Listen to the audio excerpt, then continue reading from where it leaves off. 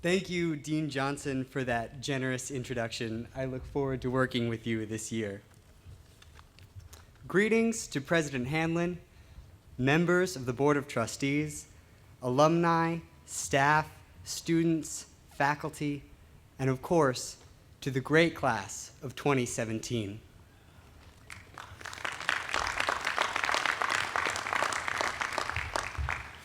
It's a tremendous pleasure for me to welcome everyone to Dartmouth's 244th academic year. I'm humbled to share the stage with so many distinguished leaders and want to note my presence alongside them as a testament to Dartmouth's incredible focus on its undergraduates. That said, I think it's appropriate that I narrow the scope of my remarks to my experience as a Dartmouth student and leave the life and leadership advice to the people behind me who have actually managed to obtain their bachelor's degree. 17s, welcome. I've been lucky enough to interact with many of you at the Lodge towards the end of your first year DOC trip, and I must say I am delighted by what I have seen so far. The smiles you flashed during the dinner shows and the games on the leach field were infectious. I witnessed your optimism in our discussion groups, and you've demonstrated a refreshing enthusiasm by dancing to I'm on a Roll despite spending the previous 3 days trekking through the wilderness. But even more exciting than the energy I felt from you during trips are the budding relationships that I see forming here on campus. Maybe it's senior year nostalgia kicking in, but after participating in trips this year, I've reflected a lot on what it means to be welcome to Dartmouth and why so many upperclassmen dedicate themselves to breathe new life into the TRIPS program year after year. So, if you'll indulge me for a moment, I have a few stories that I'd like to share from when I joined the Dartmouth community. When my mother and my sister Anna dropped me off on Robo Lawn for my DOC trip, Anna made a comment about H Crew. It was something to the effect of, "Oh, Adrian, look how ridiculous these students are making themselves look, so there is no possible way you could feel awkward." I think my sister severely underestimated my ability to feel awkward, especially given my distinct inability to dance the salty dog rag, but at the same time, her comment crystallized something for me right from the outset of trips, and that was simply understanding the vast amounts of time and effort that scores of Dartmouth students were putting into my arrival at college. The shows, the games, the conversations with trip leaders began to make me feel incredibly special, and I started to feel like I really belonged. When I arrived back in Hanover from my trip, things took pretty inarguably a turn for the worse. I moved into my dorm with one of my roommates, Pedro Hurtado Ortiz, and we were both incredibly tired from our trips. Pedro had to wake up early the next day, actually, to go to International Student Orientation, so we went to bed very early.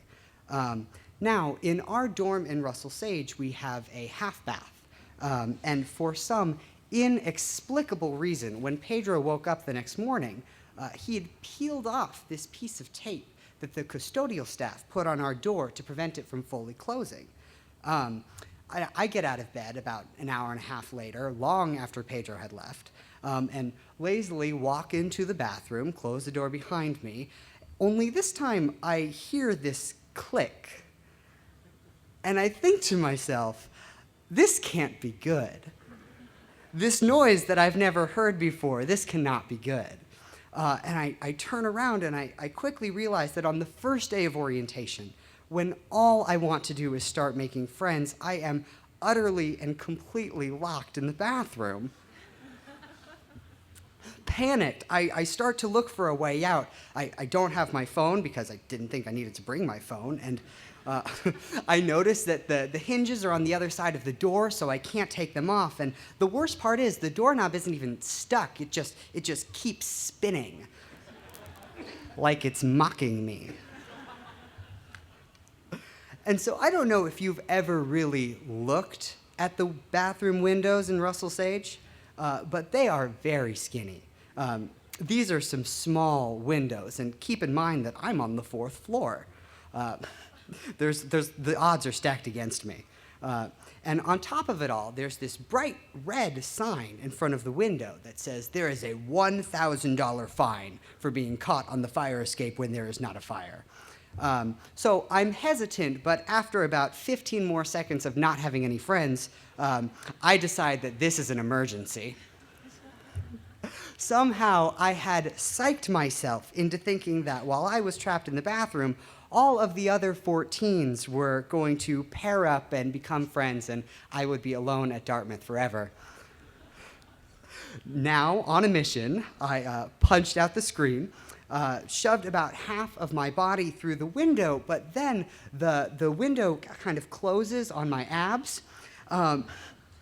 And so at this point, people are starting to pass below me on their way to breakfast.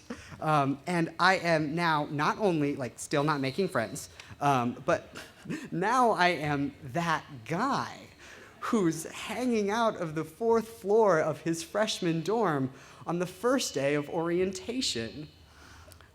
Eventually, I grab hold of the fire escape, pull myself through, and descend down to the ground. I told this story a lot at the lodge this year, and that was because I wanted to let 17s know that it's okay if you have a bad day or you feel like you're getting off on the wrong foot. No one honestly expects you to be happy all the time. At the beginning of my freshman fall, I felt kind of alone. I didn't know if my relationships were meaningful. There was no spontaneous dancing or games on the green like there had been on the leach field. That sense of belonging that I started to feel during trips had basically evaporated by that point. Somebody did, however, save me from the vague sadness that I was feeling at Dartmouth, and it wasn't a trip leader, and it wasn't a crew member, and it wasn't even an upperclassman. It was a 14, a freshman student named Gina, who I met completely randomly when I stayed behind from this group of 14s who were going to FOCO, so she had time to put on her shoes. I don't know what compelled her to do this. I think at some point I might have told her the Pedro story and it made her like me. But Gina, over the next couple days, organized a group of people I knew, but not well, to set up a surprise scavenger hunt for me across campus to celebrate my birthday. 3 years ago yesterday, I ran around Hanover collecting 19 candles and a cake from the middle of the green. The mistakenly purchased trick candles almost set off the fire alarm in McLaughlin where we went to celebrate. But the awkward photo I took of us fanning the smoke out of the room was my desktop for a long time. And I think I kept it for so long because when I thought my birthday would be completely skipped over, because I didn't have any real friends, this gesture really made me feel like I had a family at Dartmouth. Now, not everyone will be lucky enough to have a Gina throw them an absurdly elaborate scavenger hunt, but each of you 17s has the power to be that for another person.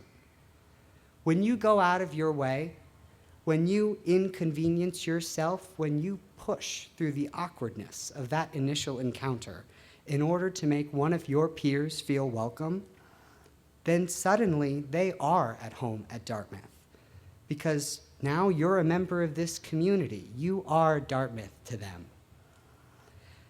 As I'm sure you've realized, not every minute of your Dartmouth career will be the programmed song and dance that you saw during trips. The reason your peers invested so much in your arrival, in my case, choreography, lyric writing, and dyeing my hair, was to convey how eager we were to meet you and how thrilled we are to have you here. But whether that sense of community persists depends entirely on the actions that you take to let the people around you know that you care about them. 17s, college life will push you in a lot of different directions. There is no better anchor out there than people who you love and trust. So do me a personal favor. Get to know your classmates. Make an effort to be kind to them. And when you do, I look forward to watching you thrive here. On behalf of the student body, 17s, welcome home.